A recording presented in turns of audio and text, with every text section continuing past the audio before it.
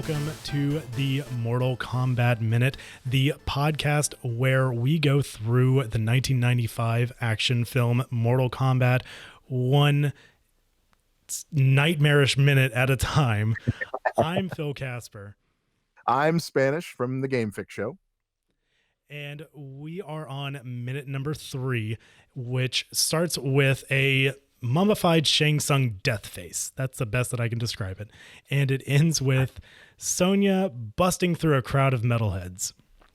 Oh, that is such a funny scene to me. I can't wait to get to that. But we got to get to Shang Tsung first. Yeah, we got to get through the death face. It was a little weird because when you first see it, you're like, wait, why did he turn that way? Right. But then quickly right after that, you realize that it was pretty much a dream that Liu Kang had. Yeah. And I mean, woke him up. Okay, but first off, like that death face, I know what you're going to say. It scared the crap out of me the first time I ever saw it. 100%. I was like, what happened to his face? Oh my gosh. And like, and not only that, but just the imagery of his face. Like I'm looking at his, like a still of his face right now. It's pretty graphic. It's gruesome. Totally. But also like that shriek that's happening in the background. I can't even like recreate it or whatever. It sounds like a Death Eater, not a Death Eater. What's the oh man, what's that ghost thing in Harry Potter? Sucks your soul.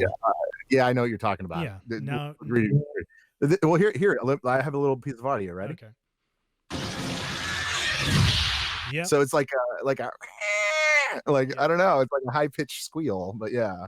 Yeah, it's crazy. Dementors. It just came to me. Sorry. There we go. And it like, and so that just makes it even more jarring and like scary as it like knocks you out of this dream sequence that Liu Kang was having. It, almost like not necessarily a premonition, but just a vision, I guess. Yeah.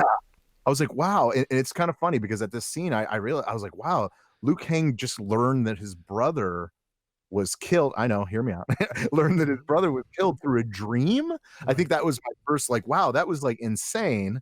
But then we kind of go through a scene where he gets out of bed and everything is kind of green tinted. Yeah. It's almost like I really like it. I really like green's my favorite color. So like I really like the scene. Cool. It's very soothing. It's very Game-Fix, by the way. Yeah, there you go. And I was like, oh yes, thank God, it's just a dream.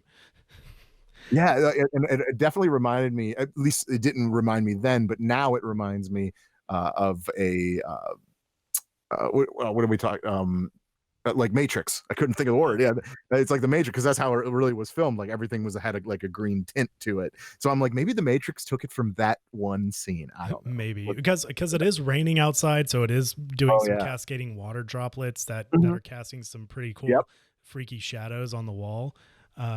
As he's like waking up and getting out of bed.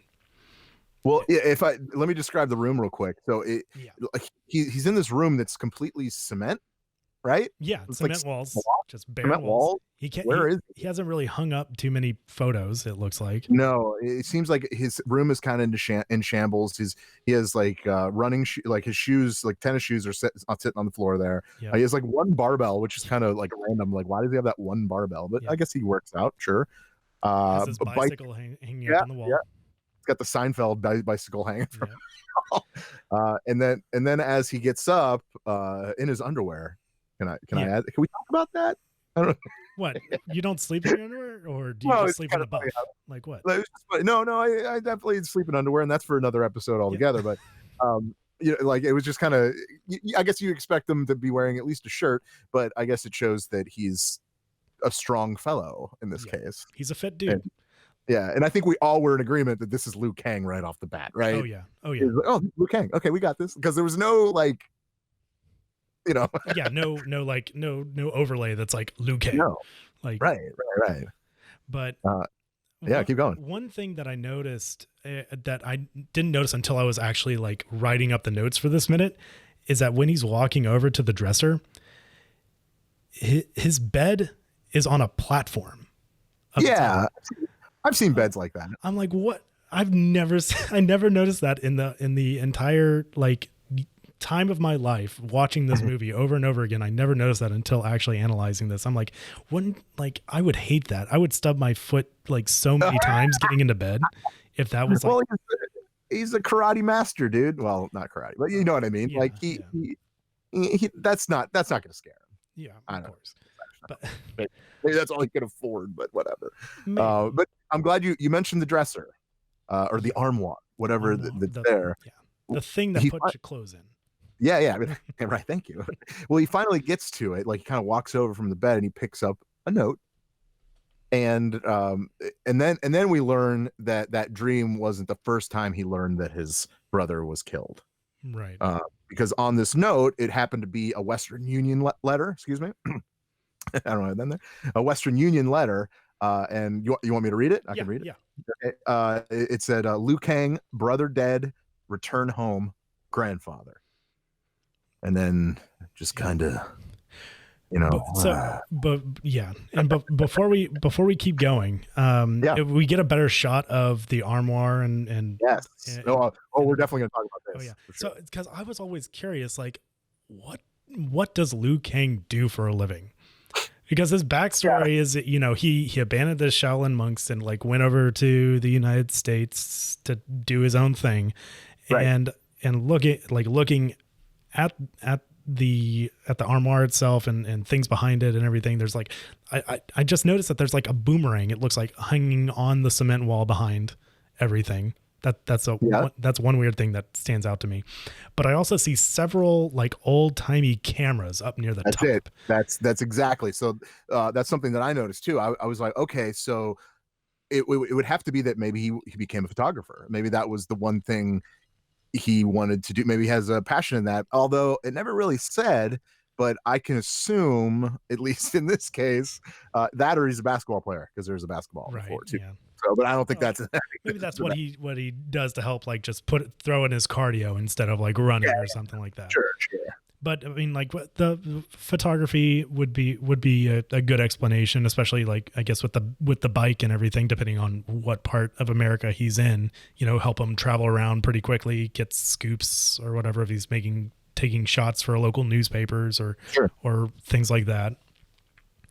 So we can only speculate, but I feel like that could be a strong assumption in this case, that he was sort of a photographer. I don't know. That's what I'm getting. And I don't like. There's one thing also on the armoire that I noticed is like it looks like a stone head or a face or a bust of some sort. I don't know. Like I'm having a hard time identifying what it is. I don't know if it's supposed to be like he's keeping a part of his Shaolin monk roots with him or whatever. He still feels like maybe a little tinge of guilt or something for leaving. Well, I think there's a lot of tinge of guilt, because you can even tell, because like obviously after he's done looking at the letter, he kind of looks off. Right. King played by Robin Shue. We didn't even mention that. Oh. Like he kind of looks off into the distance, like I need to go. Like you kind of felt that, like he didn't want to, but he knew he had to for his brother. And that's I think that scene is actually a little bit more. There's more meaning behind that scene than meets the eye. I know, like I'm going into Transformers here, but there's more to it, and you could just tell like his heartache, his anguish to the whole situation, and I mean it kind of sets the stage for his character too. Well, it's at the point where he's having nightmares about it. Yeah, right, exactly. So, and it's traumatizing because that happened early, like I guess we don't know in the movie when he gets the letter.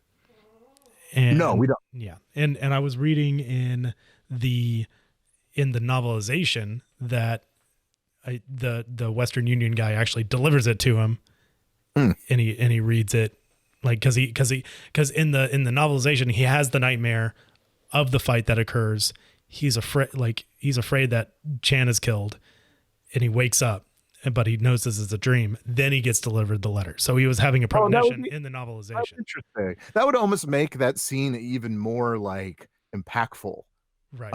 I don't know. Maybe the director just didn't want that to be a thing. I don't know. Yeah, they had to like cut and not reshoot, but alternatively shoot some scenes because they were actually still writing the script as they were shooting the movie. Right. The script wasn't fully written. Case in point, the script wasn't fully written. Case in point, the script wasn't fully written. They, like the script, the script wasn't fully written. Like this, the script wasn't fully written. Case in point, the script wasn't fully written. Case in point, the script wasn't fully from this scene, we are immediately thrusted into Hong Kong immediately. Yeah. But according to, I was able to get an alleged second draft of the actual screenplay. I love it. I love that you do this research. I'm so excited. Yeah. And in this scene of Liu Kang grieving over Chan, it actually cuts to a power plant in an American city during the day, and then we get introduced to Johnny Cage instead of going to Hong Kong, getting introduced to another character entirely. Right. And so, so which actually, well, let's talk about this character, which brings us right to here. We are thrust into Hong Kong, and they make it very apparent because we're in a front of wall of TVs. It says Hong Kong on every TV. Hong Kong on every single TV, and then it says Hong Kong on the bottom. Like it says, like just to make sure you know. I couldn't tell. Like it's like Hong Kong on the map on the TVs, and then Hong Kong overlay. Right. Course. Well, we get thrust into that Hong Kong, and all we hear is like kind of like loud music. Those TV loud music, just kind of a like where the hell are we, right? And what you're hearing in the background is actually the band called Mother's Day Out, and that song is called What You See, or We All Bleed Red. So it's it's more of it's a heavy song. It's a metal song. So we kind of instantly see that it's like kind of in a. It feels like a concert venue. That's where we're at, right? And then it shows a female, right? And who? They're coming down this corridor with guns drawn, flashlights open in a weird like SWAT formation. I'm thinking I have it written down here on my notes. Like, is this a warehouse that they're in? Like like it's a warehouse rave or something like that. That's a good one. Yeah, I like that because all this we see like pictures of like barbed wire and stuff. So you kind of think that okay, maybe it's kind of a dirty place. I don't know. Right. Yeah. And and something that always like fascinated me is like, what's that orange ribbon stuff that's strewn all about this hallway as we're walking down it? I don't know. But before we go into that, we see the female who is Sonya Blade, played by Bridget Wilson Sampras. Who was also in Billy Madison, if you are aware. But anyway, she beautiful, but obviously hard-nosed, tough.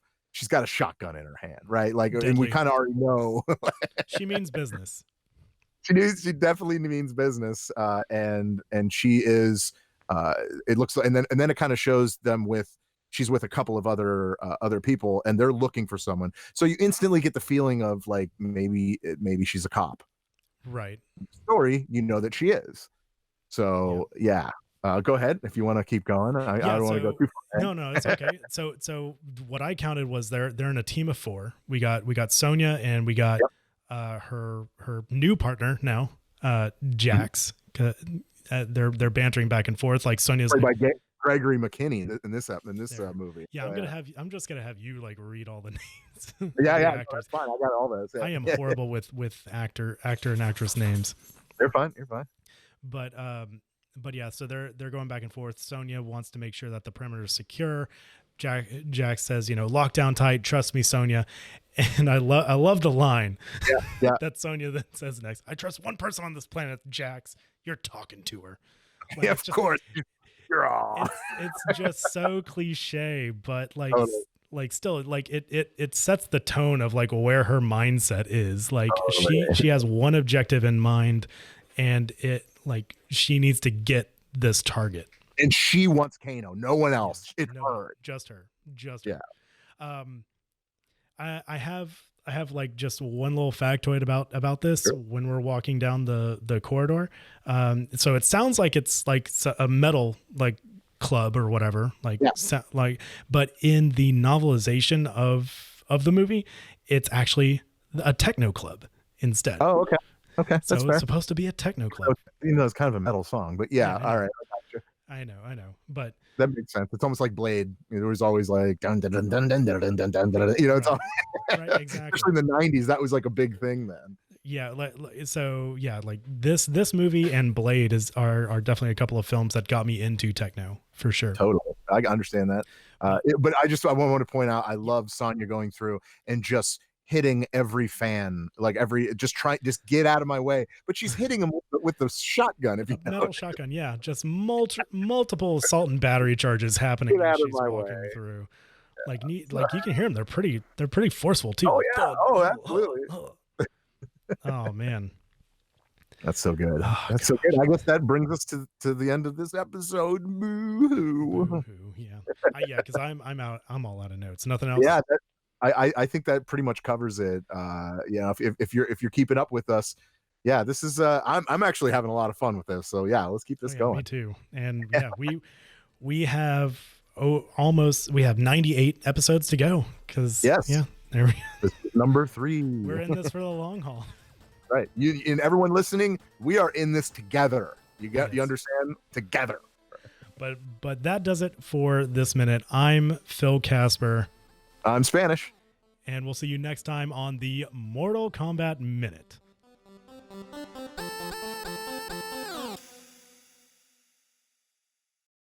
Dun, dun, dun, dun, dun, dun, dun, dun, dun.